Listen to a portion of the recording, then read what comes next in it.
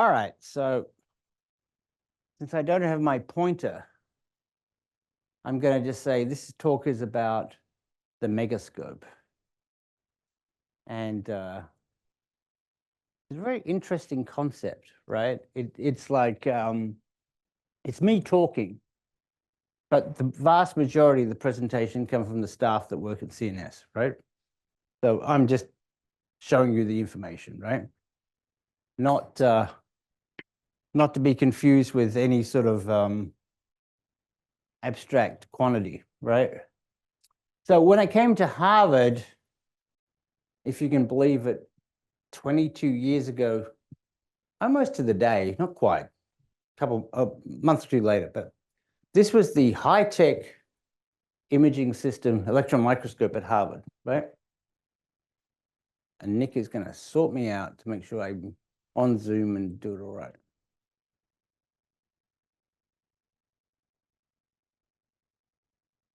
You want the other screen? Okay, okay.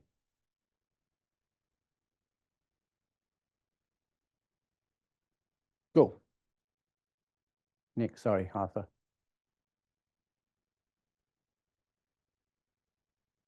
Okay.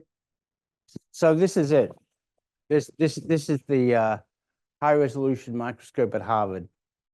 So before I was at Harvard, I was at the University of Minnesota. Before I was at the University of Minnesota, I was at MIT. And MIT had way more equipment than Harvard, right? We had a STEM, we had TMs, we had everything at MIT in Building 13. And then I got to Harvard in 2002, and I'm working with a microscope that was like 20 years old. It was purchased by a junior faculty member at Harvard, and his name was Franz Sparpen. And so this is when I was teaching the electron microscopy course, this was the microscope we used, right? I'd like to say we've come a long way in 20 odd years, right? And so we should, right? So we should. We ended up building we ended up building CNS. So in 2008, we built the Center for Nanoscale Systems, which I think everybody kind of is familiar with. And we set up all these labs, low noise environments for high resolution imaging. And we have a whole lot of bits and pieces. And now we have labs over here in this wonderful new facility. It's all very nice. And am I going to be able to press the button rather than do that? Oh, yeah, I can do that. Good. And so we built labs that were very low noise labs, right? And this is, you got to remember, this is 2008 technology, right? So we've sort of come a fair way from that now. We do things a little bit differently. But the idea is you isolate the microscope from the environment just to make sure you have a low noise environment, right? And the rooms that we have are all very nice. And then in 2010, 2009, we purchased Zeiss electron microscopes, which were a complete disaster. I am blamed across the world for tanking the Zeiss electron microscope market, right? If you ever speak to somebody, oh, does Zeiss make transmission electron microscopes? Oh no, it's all because of me. They didn't work, right? They didn't work. And it wasn't my choice. This is the feedback from putting an administrator in charge of buying electron microscopes, right? They bought these microscopes because it looked like a good deal, and the whole things didn't. They were just complete disasters. The STEM, the scanning transmission electron microscope, failed 6 months when we had it. The transmission electron microscope, which is the one here, actually lasted a bit longer. It wasn't too bad, and they couldn't support it, right? So complete waste of money. And now we talk about the next points, which is, and this is what I'm getting back to. I'm not sure what your background's in, so I'm just trying to give a talk for everybody in the audience, right? What's a microscope, right? Well, originally it's an optical instrument capable of viewing very small objects, right? And that was the original Oxford English Dictionary definition for a very, very long time, until they changed it a couple of years ago, because now we have scanning electron microscopes and everything else. And so now any of various devices used to project images of very small objects, right? So for a long time, I got to say, well, scanning electron microscopes, scanning transmission, scanning and tunneling, whatever, they're not real microscopes. But of course, now they are, right? So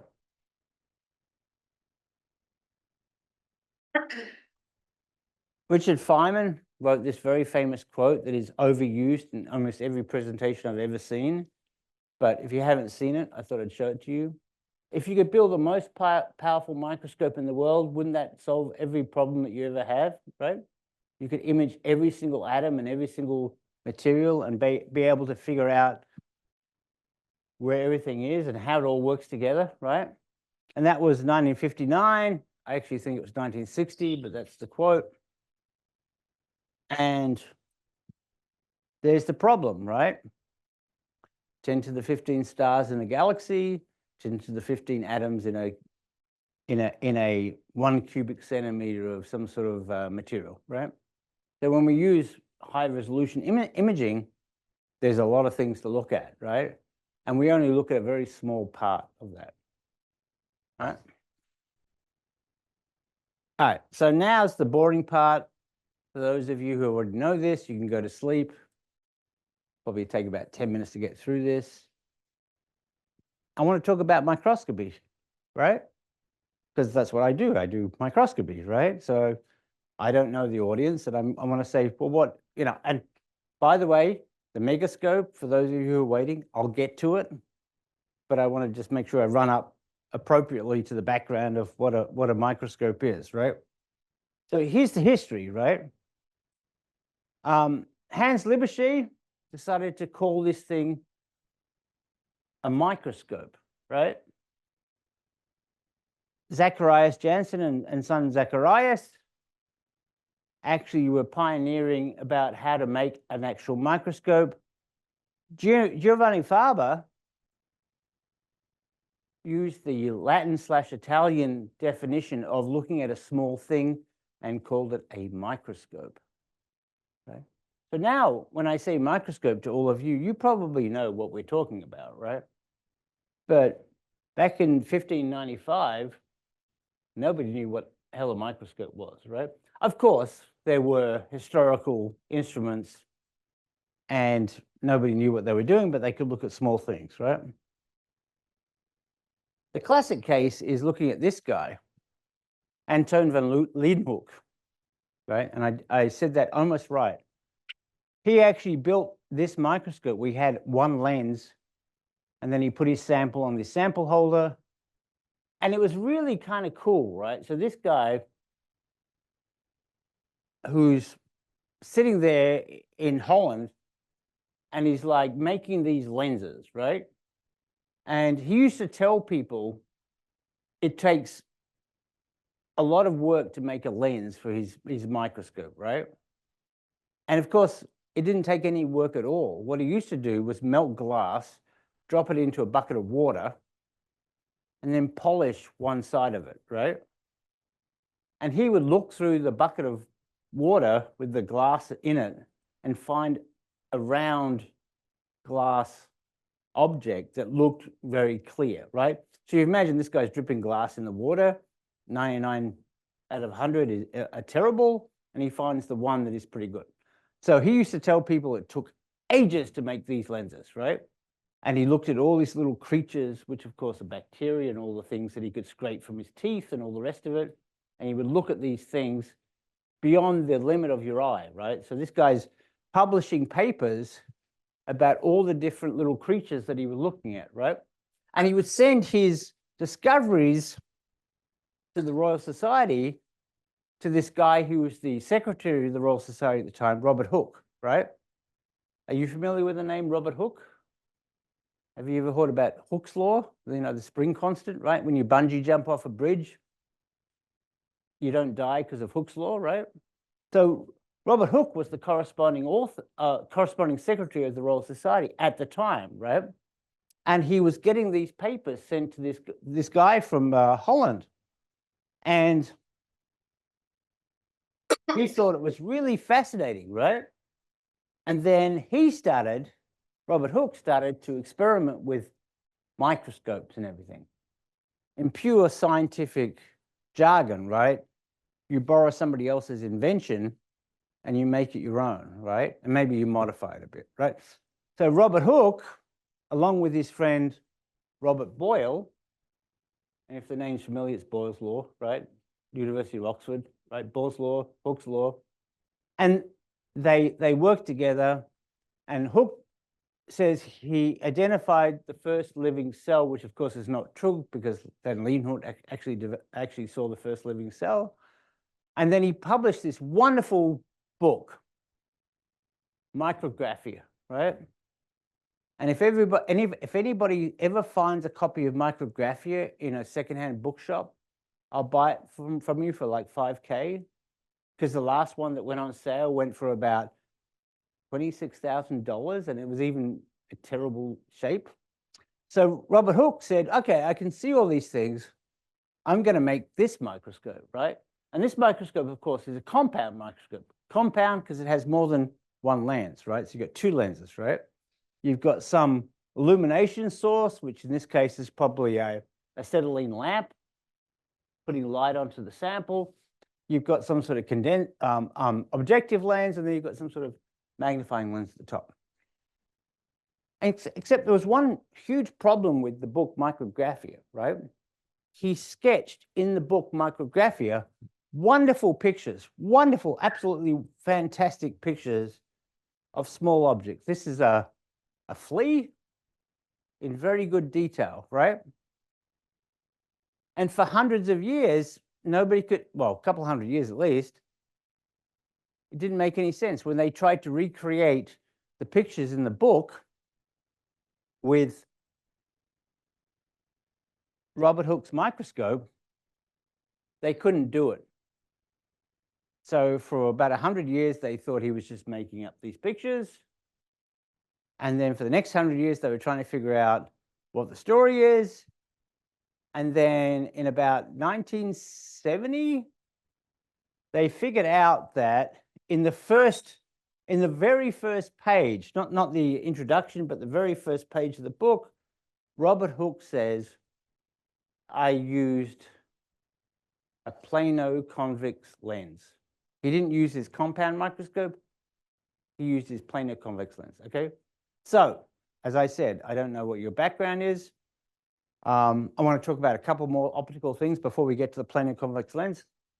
I want to talk about lens aberrations, right? So we have a number of lens aberrations. Some of you are familiar with these. Some of you are not familiar with these.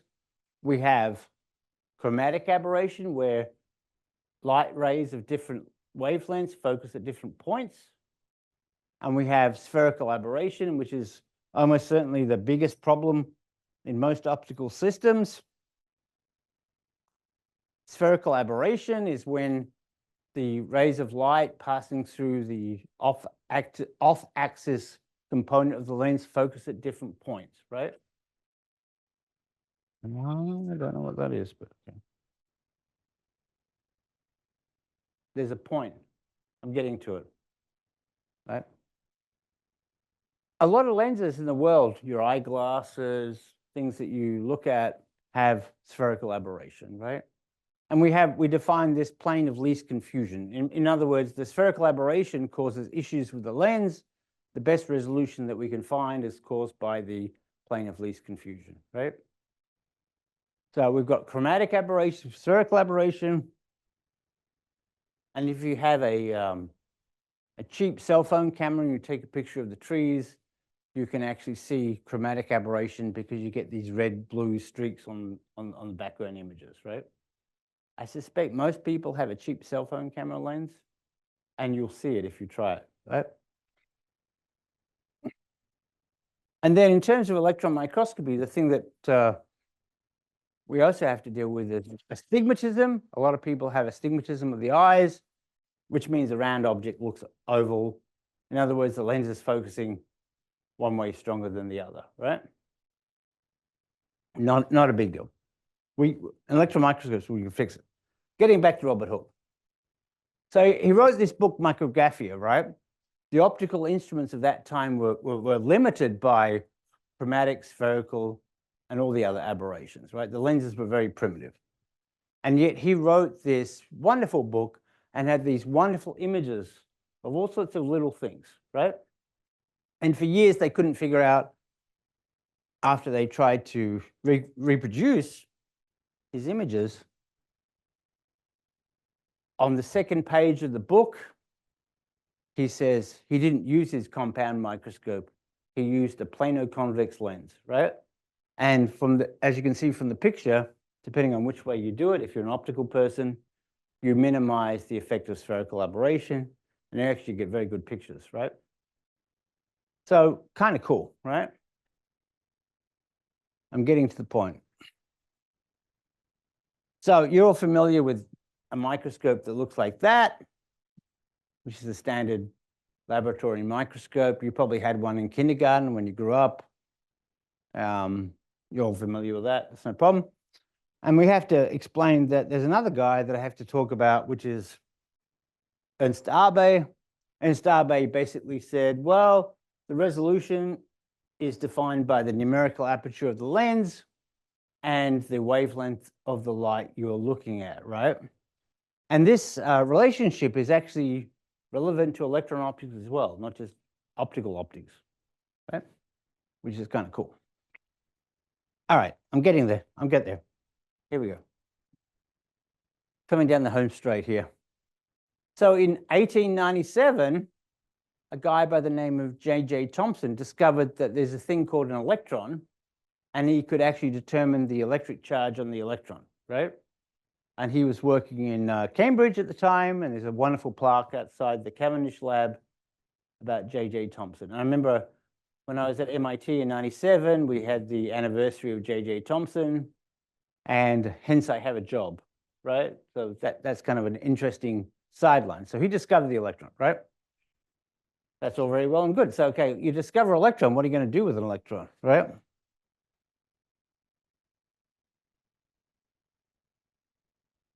One of J.J. Thomson's students, right? Because in those days, when you were a PhD student, you did your PhD and you had multiple advisors. Not like we have now. We have an advisor and a PhD student. Those days, you were like on your own. And you had people you spoke to, right? So one of J.J. Thomson's students was this guy by the name of William Lawrence Bragg. And in 1912, 1918, very early on, him and his father figured out that if you diffract X-rays from a crystal, you get a repetitive set of spots, which is called constructive diffraction, right? And you have the Bragg relationship, n lambda equals 2d sine theta, right? And William Lawrence Bragg, William Henry is the father, William Lawrence is the son. He got his Nobel Prize when he was 25 years old, right? To this day, he is still the youngest Nobel Prize winner ever. 25 is kind of a hard thing to beat, right? This was X-rays, right? A few years later, Bell Labs, Davis and Germer figured out that they could actually do the same thing with electrons, right? And so Davis and Germer figured out that, hey, they could actually diffract electrons from crystals and get Bragg diffraction. And they found it out by accident. They were doing another experiment and it just turned up, right? Which is really nice. Davison won a Nobel Prize. Kind of cool, right? We're nearly there. I'm getting to the point. And so that was 1927. We get the classic picture of Ernst Rusker in 1931 talking about his electron microscope. Hans Knoll, Ernst Rusker. This is a very convoluted picture, right? If you understand the history of it, this picture is like a fake picture, right?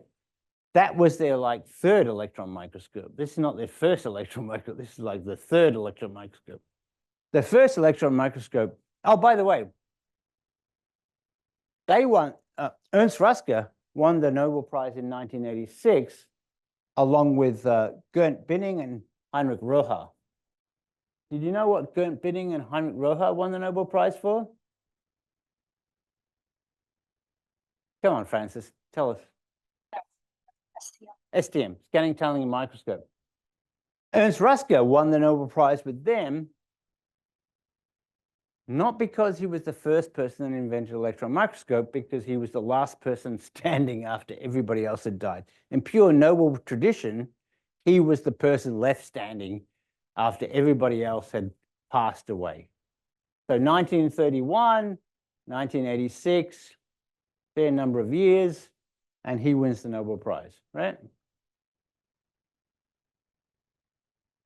And Ernst Ruska's microscope was a very simple electrostatic lens microscope, condenser lens, objective lens, projector lens. This is the second microscope, not the first microscope.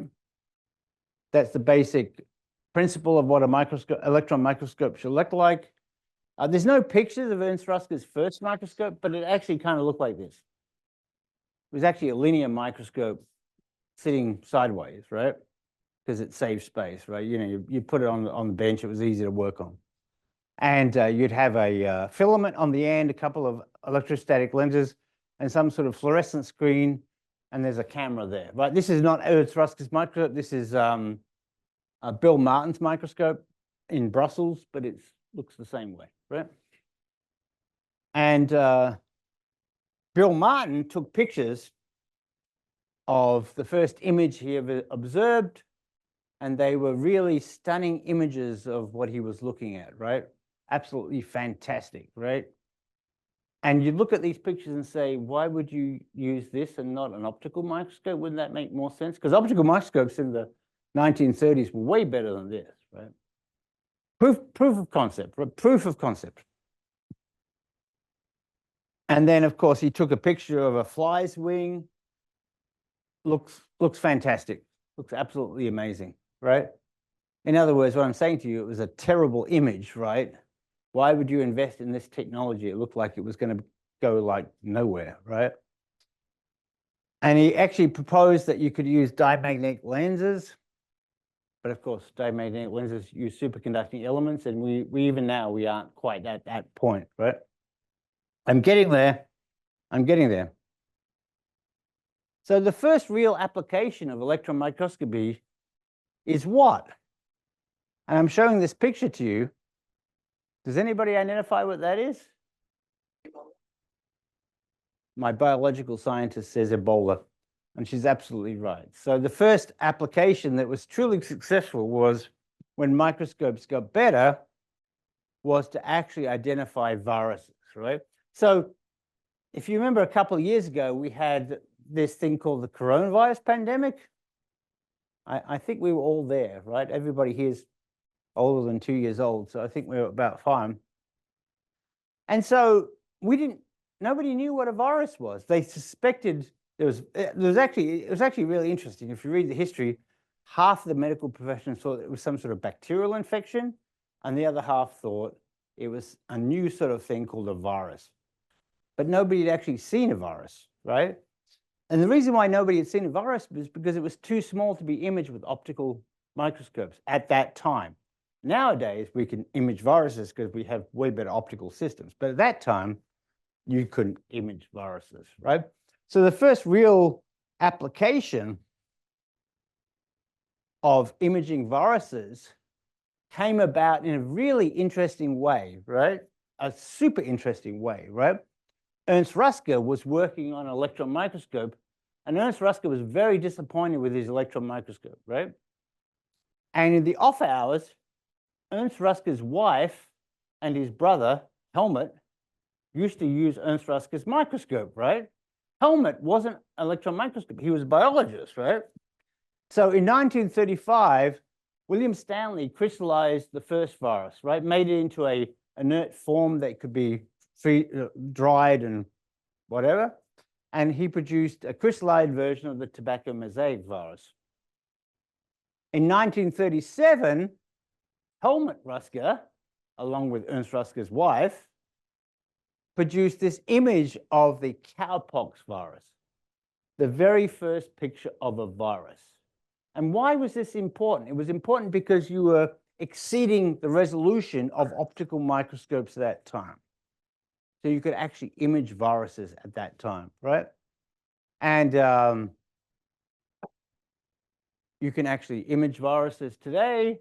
And the really interesting thing that I saw in 2019 before we ended up in that pandemic in 2020 was they had already imaged the coronavirus in 2019. And of course, if you read the literature, the coronavirus was actually imaged in about 1950. But the coronavirus that affected us was imaged in 2019, even before any of us went into lockdown, any of us had masks on, whatever. They'd already had an image of what a coronavirus, what the coronavirus looked like, right? I'm getting there. So you had a lot of companies that marketed electron microscopes, and this is one from 1966. I showed this picture because it was the year I was born, which is kind of funny. And you look at this, oh, whatever that was, it was wrong. GOL, Japanese Electron Optics Limited, marketed electron microscopes with a resolution of 4.5 angstroms, which I suppose was good. It wasn't marketed towards material scientists, it was marketed towards biologists, right? The biology was the application, right? All right, so I have to get on to talking about the Megascope, and I'm like running short of time already. So when you wanted to increase resolution before the end of the last century, you would increase the accelerating voltage of the microscope to decrease the wavelengths, just like Arbe's formula, and you'd build higher and higher accelerating voltage microscopes to look at smaller and smaller things, right? So the one here is the 1 MeV microscope that it was at Berkeley. It's long gone. This one is a 3 MeV microscope at Hitachi Labs, which is still there. And so that was the solution, right? That was the solution.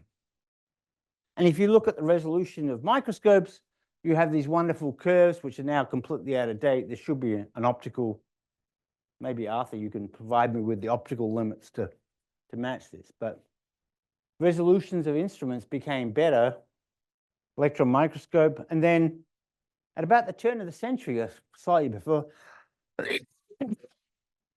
we figured out how to make aberration corrected electron optics. Okay. Does everybody know the difference between transmission electron microscopy and scanning transmission? I've got a lot of blank faces. I will try to, in 3 minutes, I will try to say this. So one system uses a beam of electrons that goes through the sample, and the other system uses a convergent beam that scans across the surface of the sample, right? They're both very similar and very different all at the same time, right? The advantage of transmission electron microscopy is that it's very susceptible to atomic contrast in materials, right? If anybody wants to talk about this later, I'm going to be here for like the next 5 hours, so feel free, So with scanning transmission electron microscopy, you can actually look at the Z contrast in materials, right? You're basically looking at the scattering. The electron beam's hitting the sample, you're looking at the scattering coming off the sample, and you're forming an image from the scattering, right?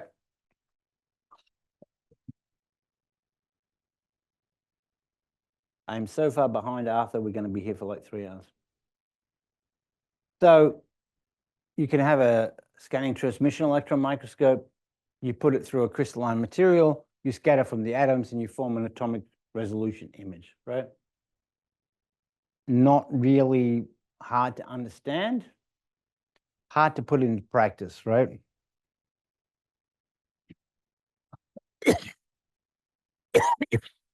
In 1970, this guy called Albert Crew, who was one of the pioneers of scanning transmission electron microscopy at the University of Chicago, basically figured out that if you had a scanning probe system, you could actually image atomic material, right? And he did this experiment where he looked at uranium and thorium atoms in 1970, right? I did the same experiment in 2015 looking at thorium atoms. To this day, I think he looked at clusters of atoms, not actually individual atoms, but let's give him the benefit of the doubt and say he looked at atoms because it makes a better story, right? So he was one of the pioneers of STEM. He worked very closely with Hitachi to develop a cold field emission electron gun, right? Which is why I put him here. All right, so 35 minutes into the presentation, I'm going to talk about the Megascope. There's the Megascope. So if you do a Google search and you say Megascope, that is the picture you come up with. And since Harvard doesn't have a contract with Almay, you have to have Almay all over the picture. So the Megascope originally was a magnification of whatever it was and projecting it on a screen in 1860, right? And it's given me an idea that maybe I should put a web page out with Megascope and then tag it and do all the rest of it, okay? So that's the Megascope. There it is. That's all you need to know. It's just magnification of images. That's all it is. There's nothing more special than that, right? All right. So in about 2015, we actually discussed with Hitachi we would like to buy an electron microscope that would be a very high resolution system and have a lot of little bells and whistles attached to it. And after many Japanese discussions and many conversations about what we're going to get, they decided that they could do it and they started putting it together, right? And so they built the system based on the HF3300 platform, which they already had. It's very tall. It has two correctors. It has multiple dewars on it to collect the water from the vacuum. And then you get to the factory in Japan. I went to the Hitachi factory about 6 times while they were doing this and having multiple discussions about, no, don't do it that way. Please don't do it that way. And then we sort of figured out most of the problems. And then on the final inspection day at the factory, they give you this wonderful little sign. We hope you enjoy your HF3300F, right? And that's the microscope sitting in the factory. They've done all the tests. And after this picture, literally like about an hour after this picture, they started disassembling it and packing it up to send it to Cambridge. And when it got to Cambridge, you had the whole situation of unpacking it and then starting to install it. And there's Julia Monday with me taking delivery of the microscope in the loading dock. There's Larry who's starting to install it. They had to jack it in through a door and drop it down, and it was a complete really hard installation because we didn't have a lot of space. Cambridge, now we have better labs here, but Cambridge at that time didn't have a lot of space. So we crammed it into this little space. And if you notice the date, it was delivered in September. Think about this, September of 2019, right? So you look at the date and you say, okay, 2019. What happened in like February, March of 2020? Well, you know what happened. We were all there, right? So this microscope got delivered, it started to get installed, and then in 2020, everything stopped for about a year. So the whole system was sitting there, nobody was doing anything, right? And so after that, they started to work on figuring out. In terms of development, the system that we have, you know, there's 3 systems, I think 2 systems in Canada. We're the only one in the US that has this. We have multiple things going on in the column, right? We have multiple EDX detectors. multiple ports. We have a very nice secondary electron detector. We have a Lorentz stage, right? So we can look at magnetic samples or, field-free sample imaging. And we have multiple little bits and pieces around the pole piece, right? And if you look at a schematic of what the column looks like, we have all these little bits and pieces, right? So compared to a lot of our other systems, this system is packed full of bits and pieces, right? Which makes it really good and really terrible all at the same time, right? It's a burden in some ways, and it's a benefit in others, right? We have multiple biprisms, we have secondary electron detectors, we have 2 stages, we have obviously the gun, and we have an electron energy loss spectrometer at the bottom. All right. And if you look at the system in Cambridge, this is how it looks like. We have a nice big box, which everybody likes doing a tour of because they like showing a big piece of equipment, even though if it's not working. And then you look at the stages. You can see there's 2 stages up here, the regular stage and the Lorentz stage. We have two X-ray detectors, one on one side, one on the other. So we have a very large solid angle. And the microscope is really tall. And at the end of the day, we are sitting in a room outside the microscope because we don't want to affect the vibrations or the imaging of the microscope, right? I will skip a couple of slides, Arthur, if that's okay. So we have 2 correctors, 2 aberration correctors. We have a imaging corrector and a stem corrector. What is a corrector? So if you remember, I talked about spherical aberration a few minutes ago. They correct spherical aberration of the objective lens of the microscope, right? And I can see I'm losing my audience, so I'm going to skip ahead like 5 slides. So what do we use it for? So I've been looking at these topological insulators, right? And most of this is basic imaging, just high resolution scanning transmission electron microscope imaging. And we can see the individual atoms, and we can actually paint the atoms we want with the EDS detector or the EOS detector. We can figure out where the atomic columns are. That's very nice. I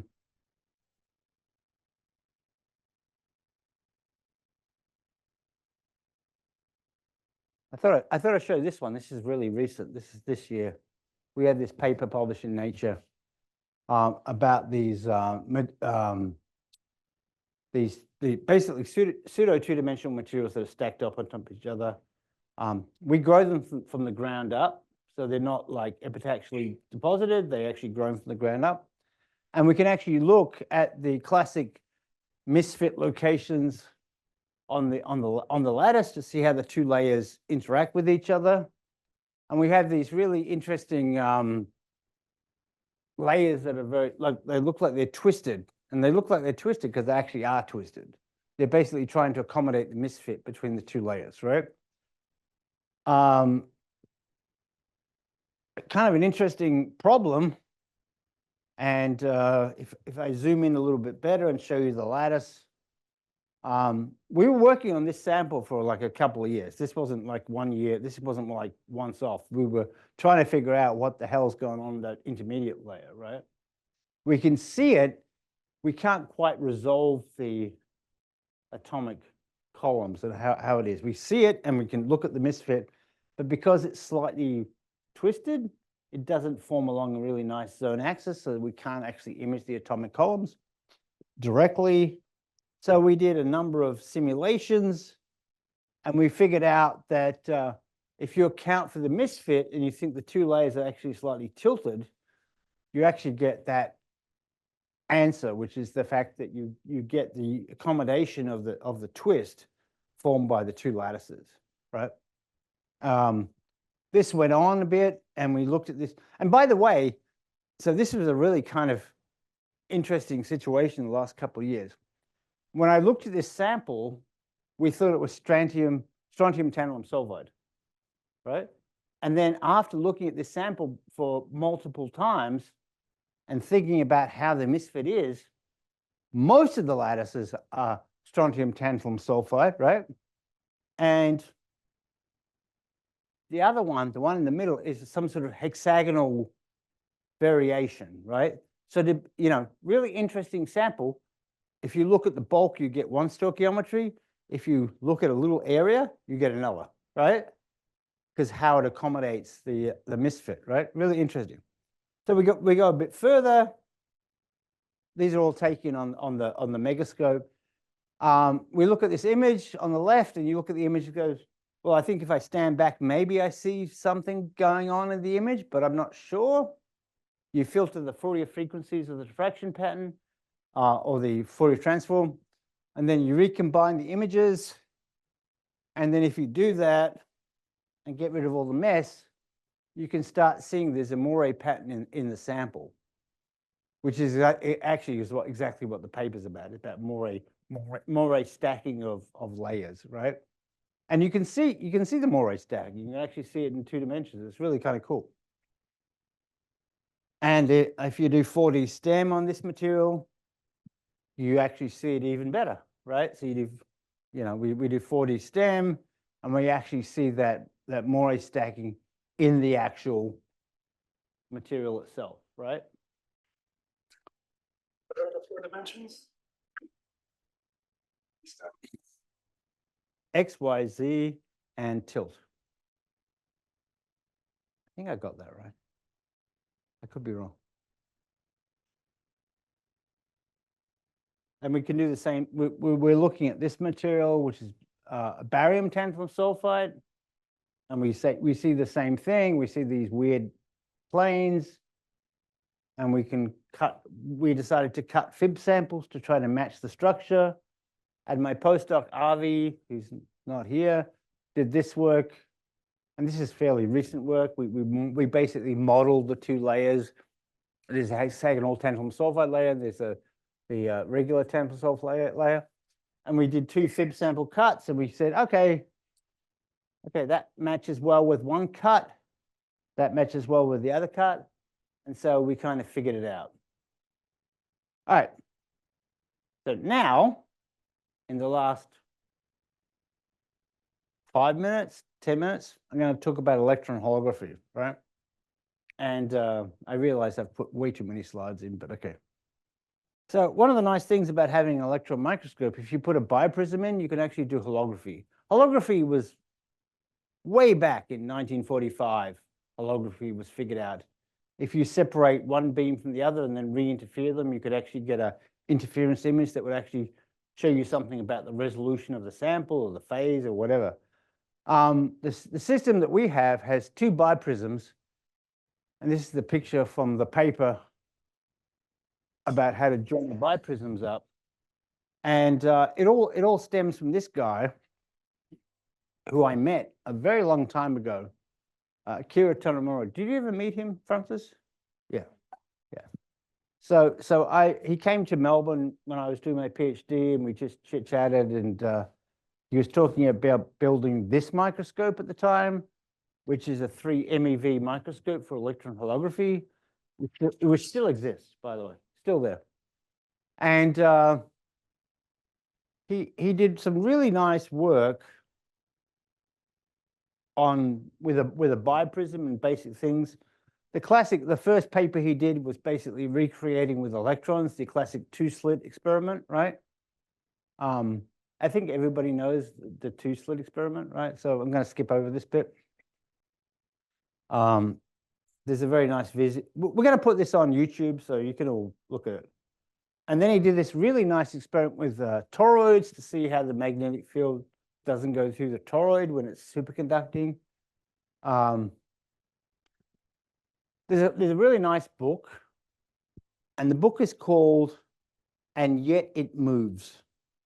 Basically, really, really weird physics experiments, and yet it moves, right?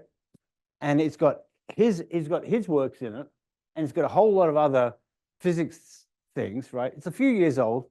Some of the problems have been solved, but if you like really reading a really nice physics detective story, grab the book. It's not that expensive.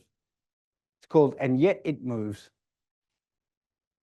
And so he basically showed that he can make these superconducting materials disappear the magnetic field, and he can show it with electrons. And then he did this wonderful thing about doing pinned defects in materials. And I'm going to try to oh yeah, it's already playing. So he basically made defects in the materials and basically pinned the magnetic fields in the materials. And I mean, it's a TV video image, but it's still, even now to today, I find it absolutely fascinating to watch it all work, right? The electron vortices form in pockets and they stay together.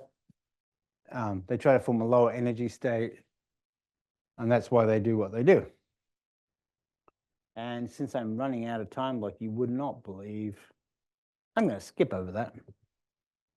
And so before he passed away, he said to Hitachi he wanted to build a 1.2 MeV microscope with an aberration-corrected optics.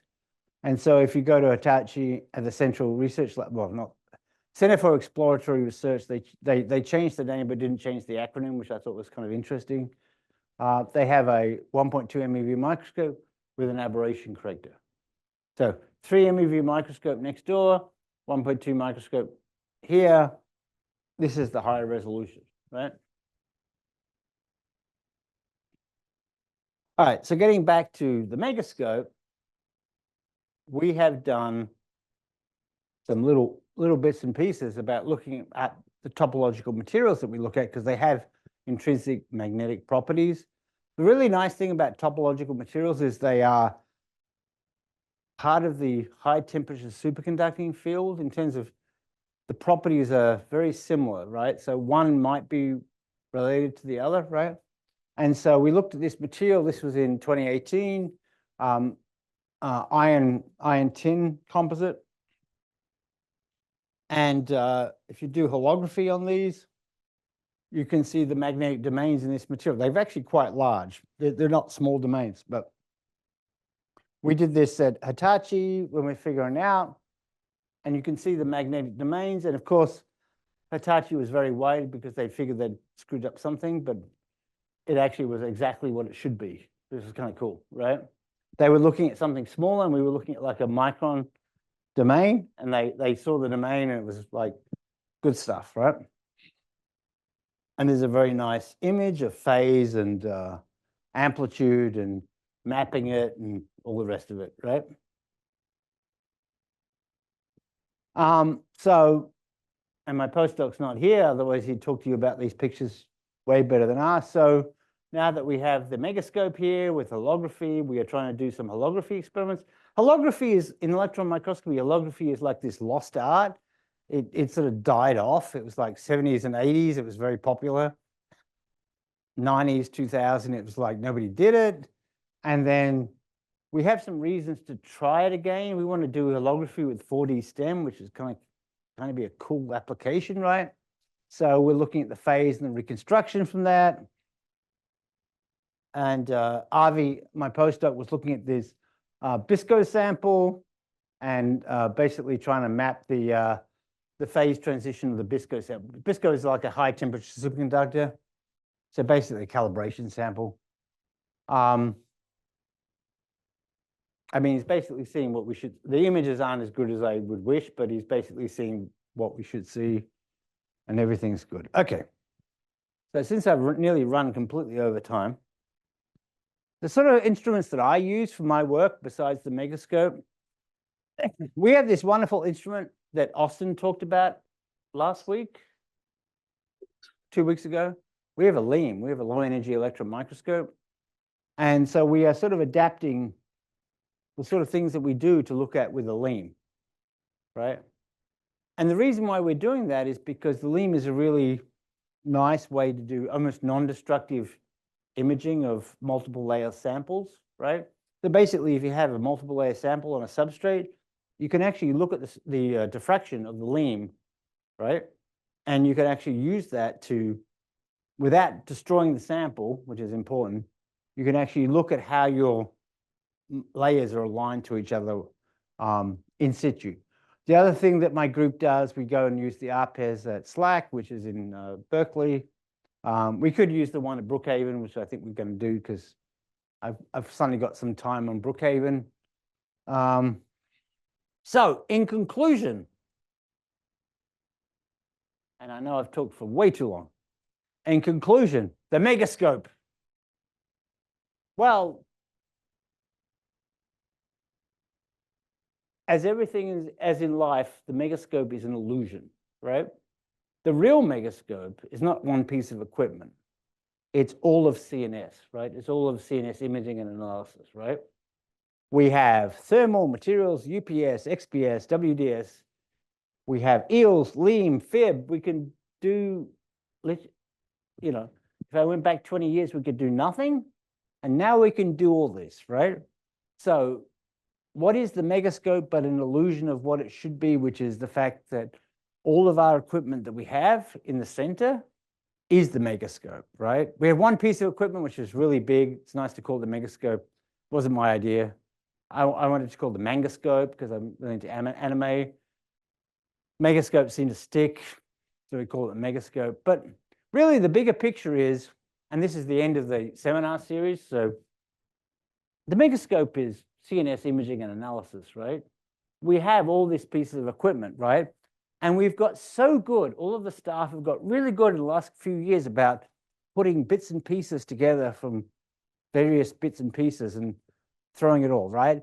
We have Greg here who does a micro CT. So we put a sample into the micro CT, we map the coordinate system in the sample, we throw it onto the FIB, right? We do a cutout, we throw it to Arthur, who does some optical stuff, which I'm not familiar with. Raman, I'm not going to say Raman, that's the only word I know. Lasers, some sort of laser thing. And then we put it into the TM, we have Jules and Adam and everything, and we could actually look at these samples. So we've had, in the last couple of years, we've had really good success of actually integrating everything that we have and making it into a solution for people, right? So Stefan did the malaria parasite a few years ago, which I still think is kind of awesome, looking at the development of the malaria parasite by doing cross-sectional FIB.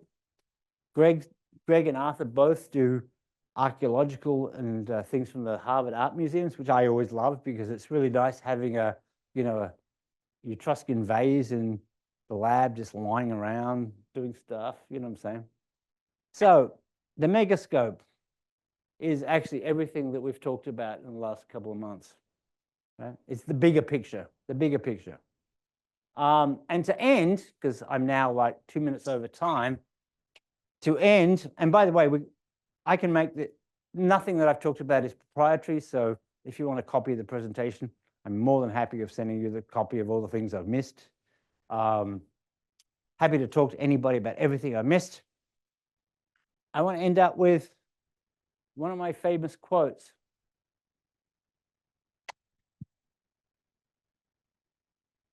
And at that point, I will say thank you for putting up with me for the last hour. I'm happy to take questions. I'm happy to talk to you for the next 2 hours about whatever you want to talk about.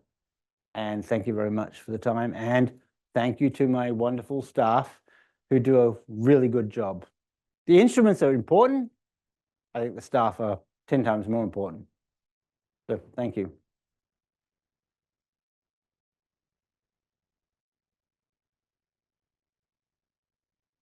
Anybody got any questions? Arthur. So in optical holography, it's really critical to have a clean laser beam and good monochromatic electromagnetic radiation. So I'm a little surprised that you could do electron holography back in the 70s, or am I woefully misinformed on how monochromatic electron beams are? Well, it turned out it's the phase difference between the incident beam and the beam that goes through the sample. So it actually turns out that yes, if it was more monochromatic, it would be better, but they could kind of get by with what they had, right? So it's kind of funny, right? There was a lot of papers in the 70s and 80s about holography, and then it kind of like disappeared. So You know, in the 70s and 80s, they were trying to figure out using holography to overcome the resolution limit of imaging samples. The idea that you would do a holographic image and then be able to enlarge it until you see the atoms and the aberrations and limitations of the energy stop that from happening.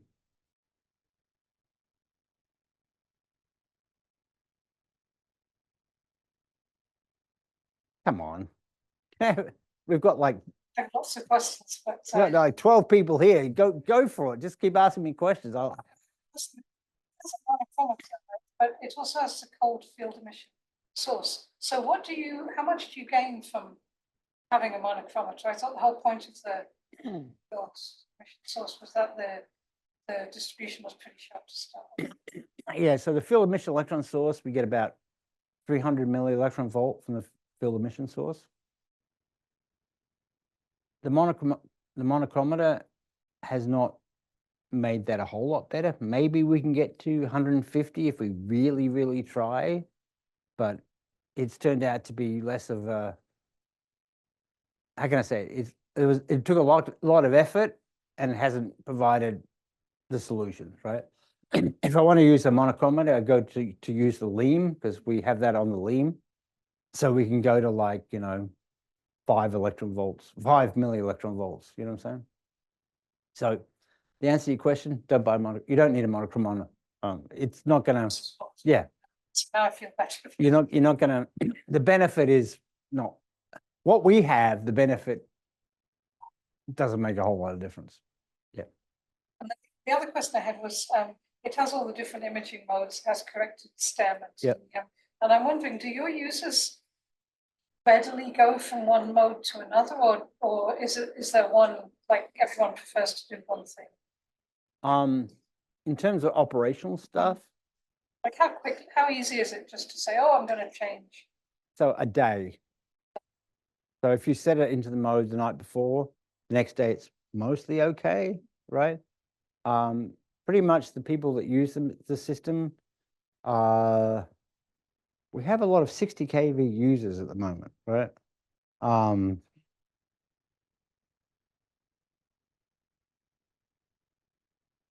It's still a bit quirky, right? So you go change it, and then the next day or two, it's not quite what it should be, right? And then we have to realign it, right?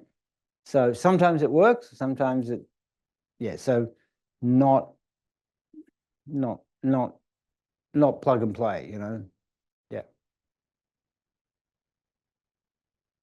This might be really stupid. So like, what is the benefit of having like the Megascope, like the one that you showed that had like everything in it? Is it just that you don't have to like transfer the sample to a different location? There's that, and there's the fact that the instrument that we have, in terms of the Megascope, has things that we don't have on other microscopes, right? Yeah. So we have a very nice I didn't speak about, we have a very nice electron energy loss spectrometer on the Megascope, which we don't have on any other systems. So yeah, you put your sample in, you want to do EELs, you want to do EDS, okay? In practical terms, yes, you could have multiple systems with various things and just move it in. We just have it all in one place, right?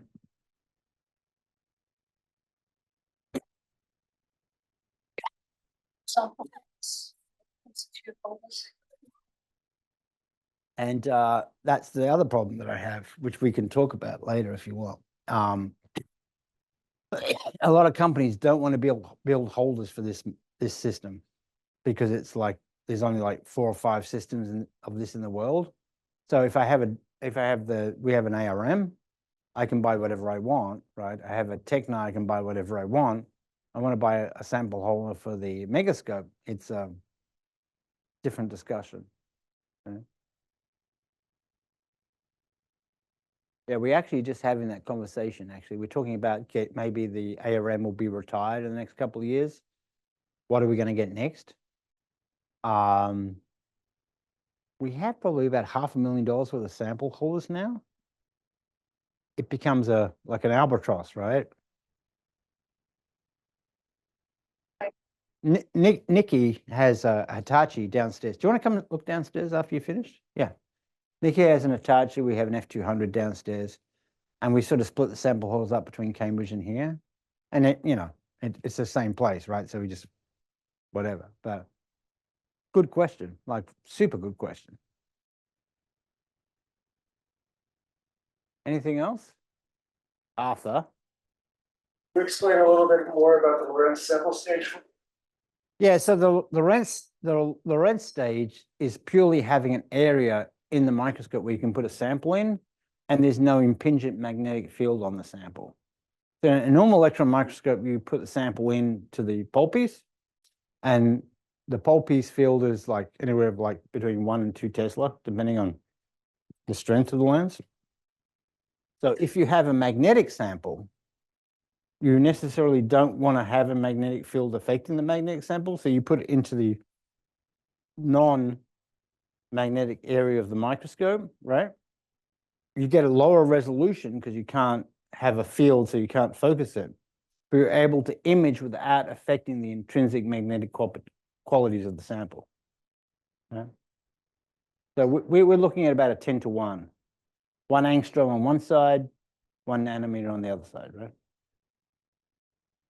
And we've tried the Lorentz stage multiple times, and we've been horribly disappointed that Lorentz stage actually doesn't make much of a difference for the samples that we've looked at. Kind of interesting, right? Something else? Very much.